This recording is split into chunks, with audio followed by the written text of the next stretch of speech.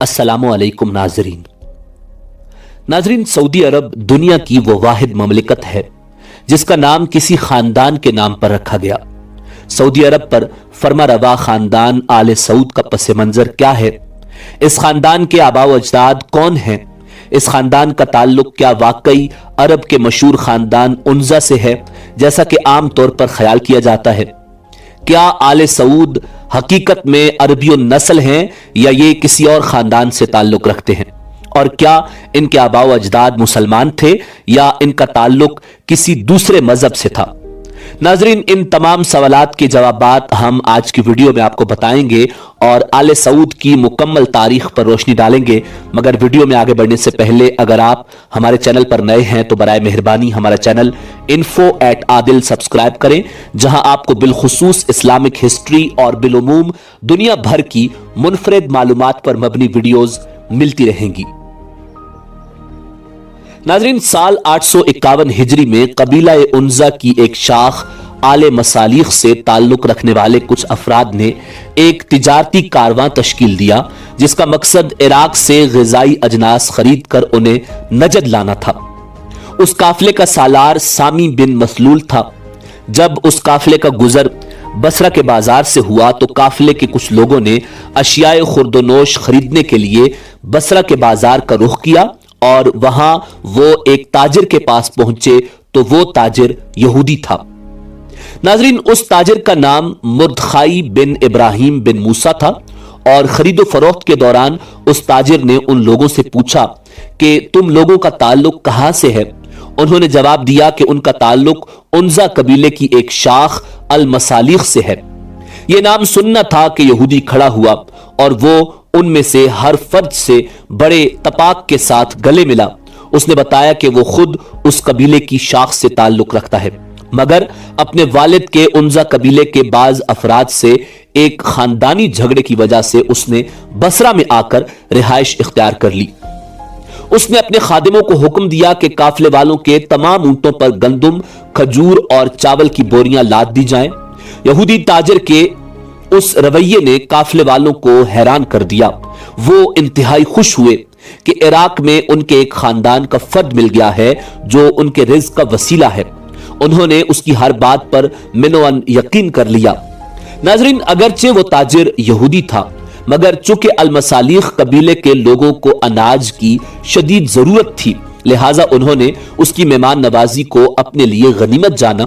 जब काफिला अपना वापसी का रख्ते सफर बांध रहा था तो उसने अहले काफिला से दरखास्त की कि वो अगर उसे भी अपने हमरा ले चले तो ये उसके लिए बड़ी खुशबख्ती होगी, क्योंकि उसकी अरसा दराज से ख्वाहिश है कि वो अपने आबाओ अजदाद के वतन को देखे।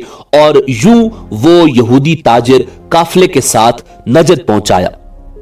नाज़रीन, नजद पहुंचकर उसने लोगों से राव रस्म बढ़ाना शुरू कर दिए और कई अफराद को अपनी चर्ब जुबानी की बिना पर अपने हल्का असर में लाने में कामयाब हो गया। मगर गैर मुतवक्के तौर पर उसे वहां अल कसीम से ताल्लुक रखने वाले एक मजहबी रहनुमा शेख साले सलमान अब्दुल्ला की मुखालिफत का सामना करना पड़ा। इस मजहबी आलिम की तबलीग का दायरा नजद, यमन और हिजाज तक फैला हुआ था। यहूदी को उस शख्स की मुखालिफत की वजह से मजबूरन ये इलाका छोड़ना पड़ा और वो अल कसीम से अल अहसा आ गया। नाजरीन, यहां आकर उस यहूदी ताजिर ने अपना नाम तब्दील कर दिया और वो मुर्दखाई से मुरखान बिन इब्राहिम मूसा बन गया। फिर वो यहां से अल कतीफ के करीब एक इलाका दरिया में कयाम पजीर हो गया। यहां उसने मकामी बाशिंदों में अपना असर रसूख बढ़ाने के लिए एक मन घड़त कहानी का सहारा लिया। कहानी यह थी कि रसूलुल्लाह सल्लल्लाहु अलैहि वसल्लम के जमाने में मुसलमानों और कुफार के माबैन लड़ी जाने वाली जंग ओहद में एक काफिर के हाथ रसूल पाक सल्लल्लाहु अलैहि वसल्लम की ढाल लग गई। उस काफिर ने यह ढाल बनु कनिका के हाथ फरोख्त कर दी। बनु कनिका ने उसे एक बेशबा खजाना समझते हुए अपने पास महफूज रखा और वो ढाल मेरे पास है। यहूदी ताजिर ने उस इलाके के बद्दुओं के दरमियान इस तरह की कहानियां फैलाना शुरू कर दी।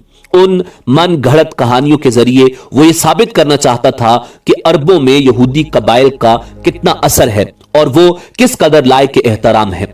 اس نے اس طریقے سے عرب دیہاتیوں، خانہ بدوشوں، بدو قبائل اور سادہ لو افراد میں اپنا ایک مقام و مرتبہ بنا لیا۔ آخر اس نے ارادہ کر لیا کہ وہ مستقل طور پر القطیف کے قریب دریا قصبے میں قیام کرے گا اور اسے اپنی سرگرمیوں کا مرکز بنائے گا۔ ناظرین، اس کا خیال تھا کہ یہ علاقہ عرب میں بڑی یہودی سلطنت کے قیام کے لیے راہ ہموار کرے گا۔ اپنے ان مقاصد کی تکمیل کے لیے اس نے عرب کے صحرائی بدوؤں سے روابط شروع کر دیے۔ اس نے اپنے آپ کو ان لوگوں کا ملک یعنی بادشاہ کہلوانا شروع کر دیا۔ ناظرین، اس موقع پر دو قبائل، قبیلہ اجمان اور قبیلہ بنو خالد، اس یہودی کی اصلیت کو جان گئے اور فیصلہ کیا کہ اس فتنے کو یہی ختم کر دیا جائے۔ دونوں قبائل نے باہم اس کے مرکز دریا پر حملہ کر دیا اور اس قصبے کی اینٹ سے اینٹ بجا کر رکھ دی، جبکہ مردخائی جان بچا کر بھاگ گیا۔ ناظرین، العارض کے نزدیک المالی بید غصیبہ کے نام سے ایک فارم میں اس نے پناہ لے لی۔ یہی العارض آج ریاض کے نام سے جانا جاتا ہے، جو سعودی عرب کا دارالخلافہ ہے۔ مردخائی نے اس فارم کے مالک، جو بہت بڑا زمیندار تھا، سے درخواست کی کہ وہ اسے پناہ دے۔ فارم کا مالک اتنا مہمان نواز تھا کہ اس نے مردخائی کی درخواست قبول کر لی اور اسے اپنے پاس پناہ دے دی، مگر مردخائی کو اپنے میزبان کے پاس ٹھہرے ہوئے 1 ماہ ہی گزرا تھا کہ اس نے اپنے محسن اور اس کے اہل خانہ کو قتل کر دیا اور بہانہ یہ کیا کہ ان کو ڈاکوؤں نے قتل کیا ہے۔ اس کے ساتھ اس نے یہ دعویٰ بھی کر دیا کہ اس افسوسناک واقعہ سے قبل اس نے اس زمیندار سے اس کی تمام جائیداد خرید لی تھی، لہٰذا اب اس کا حق بنتا ہے کہ وہ یہاں ایک بڑے زمیندار کی حیثیت سے رہے۔ ناظرین، مردخائی نے اس جگہ پر قبضہ جما لینے کے بعد اس جگہ کا نام تبدیل کر کے اپنے پرانے کھوئے ہوئے علاقے کے نام پر آل دریا رکھا اور اس غصب شدہ زمین پر فوراً ہی ایک بڑا مہمان خانہ تعمیر کروایا، جس کا نام اس نے مضافہ رکھا۔ یہاں رہتے ہوئے اس نے آہستہ آہستہ اپنے مریدین کا ایک حلقہ بنا لیا، جنہوں نے لوگوں کے درمیان یہ غلط طور پر مشہور کرنا شروع کر دیا کہ مردخائی ایک مشہور عرب شیخ ہے۔